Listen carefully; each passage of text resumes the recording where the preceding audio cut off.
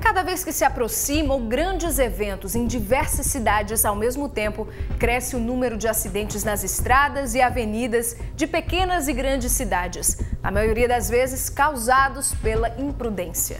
Com as festas de São João movimentando quase todas as cidades da Paraíba, o Correio Espetacular vem fazer um alerta. Mostrar como a falta de atenção pode provocar pequenos acidentes ou até mesmo grandes tragédias que marcam famílias inteiras pelo resto da vida. E que podem ser evitados por profissionais que trabalham dia e noite para impedir que essa diversão acabe mesmo antes da festa começar. Veja agora na grande reportagem. Nas ruas de João Pessoa, trânsito lento, congestionamentos e muitos acidentes. Nas estradas que cortam o estado, a cena se repete. Com a chegada dos festejos juninos, o fluxo de veículos aumenta ainda mais e o número de vítimas do trânsito também. Carros destruídos expostos às margens da rodovia dão uma ideia dos perigos oferecidos pelas estradas e pela Associação de Imprudência e Direção. De acordo com dados da Polícia Rodoviária Federal, em 2010 foram registrados 3.845 acidentes, deixando um saldo de 2.258 feridos e 192 mortos só nas rodovias federais que cortam a Paraíba. Esse ano, até o dia 31 de maio, já foram computados 1.758 acidentes que deixaram 1.050 pessoas feridas e 69 mortas. Números preocupantes, mas que podem crescer ainda mais nesse mês pela associação de vários fatores. Em primeiro lugar, há um aumento natural do fluxo de veículos, né? As pessoas, é um período que já vai sendo término de período escolar, então início de férias, há um aumento já no fluxo em virtude disso, há um aumento em virtude da própria busca e deslocamento por participação em festejos juninos, e com esse aumento nem todos os condutores também têm a habilidade de circular em rodovias federais. E as rodovias federais apresentam algumas especificidades, né? A velocidade é maior, a aproximação de outro veículo é bem mais rápida, acontece, e também coincide com as chuvas, né? As chuvas de junho, que nem todo mundo está apto e está bem hábil para atuar numa situação em pista molhada ou mesmo chuva torrencial. Isso leva a um aumento desse número de acidentes, levando em consideração que a gente tem uma baixa atenção, né? A atenção dos condutores não é adequada, então há uma falta de atenção, o que também acarreta aumento desse número de acidentes.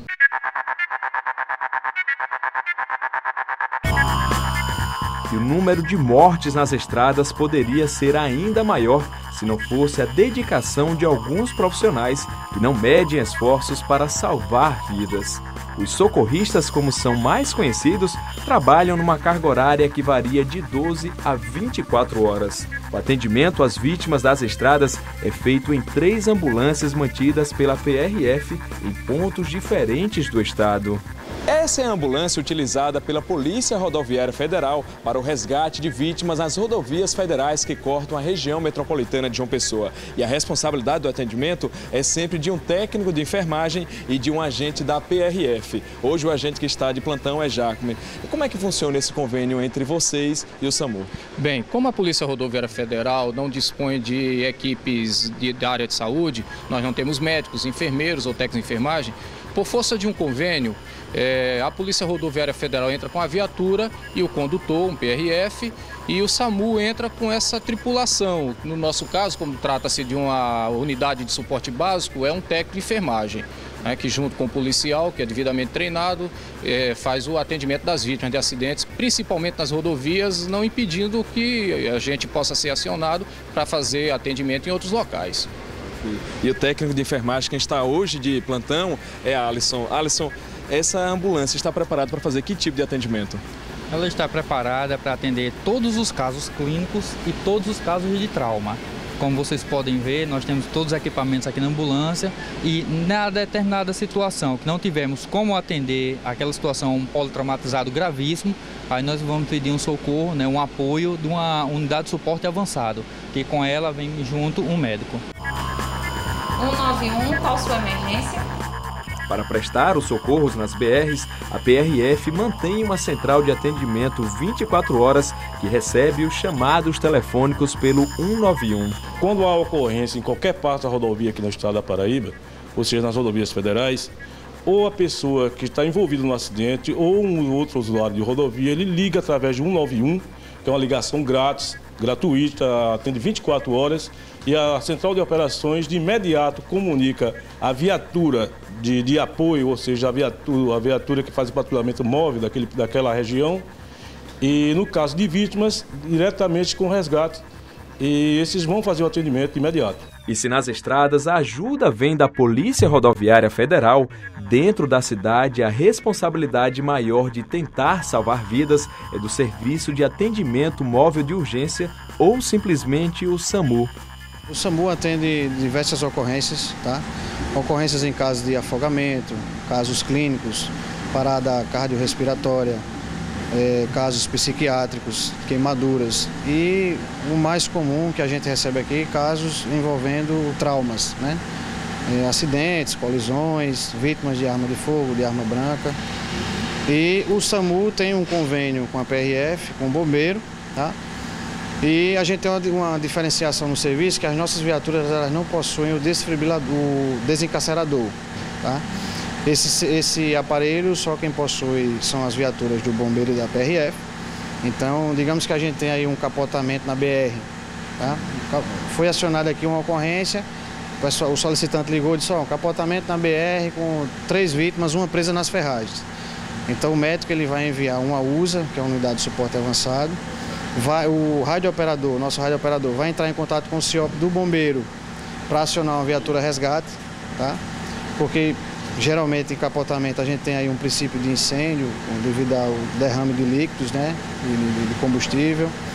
E o pessoal da PRF também, que além de ter o desencarcerador, eles também fazem a questão do policiamento, né, e o isolamento da área nas BRs. O SAMU ainda dispõe de 4 motolâncias que garantem um socorro mais rápido às vítimas. A triagem de qual das unidades de atendimento vai atender a ocorrência é feita pela Central de Regulação. Aqui é onde nós recebemos todas as ligações que são originadas pelo 192, né?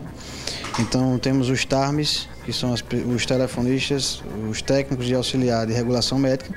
Eles recebem a ligação, tá, do solicitante, registram no sistema qual é o tipo de ocorrência, tá? E a ligação, o número que foi originado, tá? Que ligou para cá.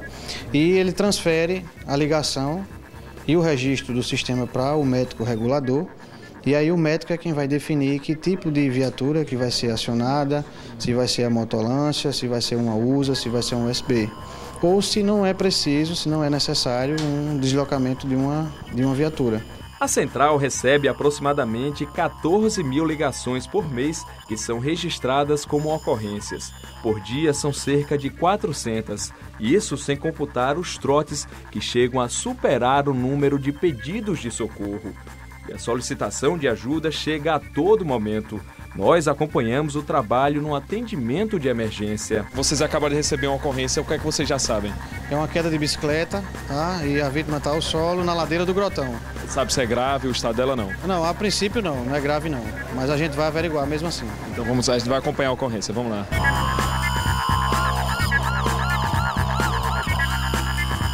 A gente acabou de chegar na ocorrência e só aqui é que eles vão ter ideia do que realmente aconteceu com a vítima, né? A gente vê ali o rapaz, realmente foi uma queda de bicicleta, como a gente pode constatar, e eles já estão realizando os primeiros atendimentos. Depois de imobilizada, a vítima é levada para dentro da ambulância, onde continua recebendo os primeiros socorros antes de ser encaminhada a um hospital. Na chegada ao hospital, o acidentado é prontamente atendido por outra equipe que já aguardava a chegada. Quando a gente chega aqui no hospital, a gente procura o cirurgião da instituição, passa o quadro do paciente, desde quando a gente chegou até o local, com a avaliação da cena, todo o quadro e passa para ele. E, inclusive, se teve alguma alteração dentro da viatura, se não tiver, a gente passa que estava consciente, orientado, da forma que ele foi encontrado lá no QTH. Missão cumprida, já trouxeram o paciente com vida. Como é que vocês se sentem quando vocês conseguem pegar o paciente, a vítima, e ele está ser entregue bem vivo ao hospital? É muito gratificante para a gente, porque trabalhar na área de saúde é uma doação. A gente todos os dias, cada ocorrência tem que se doar um pouquinho, é muito gratificante. Mas, em muitos casos, o socorro das vítimas depende também do trabalho daqueles que tradicionalmente já são conhecidos como heróis. O Corpo de Bombeiros também dispõe de ambulâncias e equipamentos especiais que garantem o resgate e o salvamento de vítimas. Quando é que a população, em caso de emergência, quando é que deve ligar para o Corpo de Bombeiros? Olha, os casos mais indicados são que necessitem de atividade de salvamento, que seriam o quê? Se você se deparar com uma colisão que tenha vazamento de combustível, vítima presa em ferragens ou vítima em ribanceira, em locais de difícil acesso, o ideal seria chamar o Corpo de Bombeiros, porque nós temos os equipamentos adequados para realizar esse tipo de atividade. Para realizar os salvamentos, as ambulâncias dispõem de diversos equipamentos que ajudam no resgate das vítimas. E em cada uma das 4 viaturas da corporação trabalham 3 militares, um motorista, um chefe de guarnição e um socorrista, mas todos são preparados para atender os acidentados. E na maioria dos casos que os bombeiros são acionados, eles conseguem realizar todo o procedimento de primeiros socorros. Só em casos graves, o SAMU também é acionado. Infelizmente, o Corpo de Bombeiros ainda não tem um suporte médico.